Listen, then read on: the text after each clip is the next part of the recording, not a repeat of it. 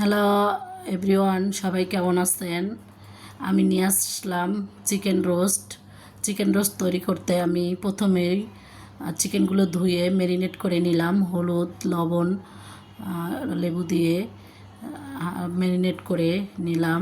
Marinate করা মাংসগুলো আধা ঘন্টা রেখে দিতে হবে, তারপর রান্না করতে হবে।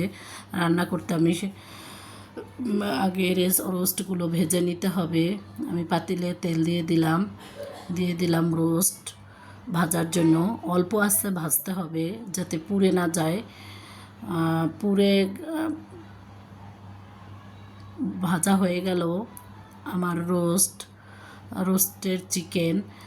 তারপরে আমি এক এক উপকরণ দিয়ে ভালোভাবে মশলা কষিয়ে নিলাম।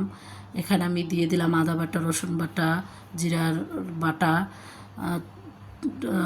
টমেটো সস দিয়ে সবগুলো উপকরণ দিয়ে ভালোভাবে কষিয়ে চিকেনগুলো দিয়ে দিলাম। চিকেন দিয়ে ভালোভাবে একটু কষাতে হবে। তারপরে দিয়ে দিলাম 2 কাপ দুধ। কারণ পানি ব্যবহার করব না।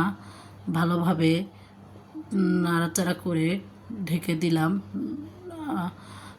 10 মিনিট রান্না করলাম।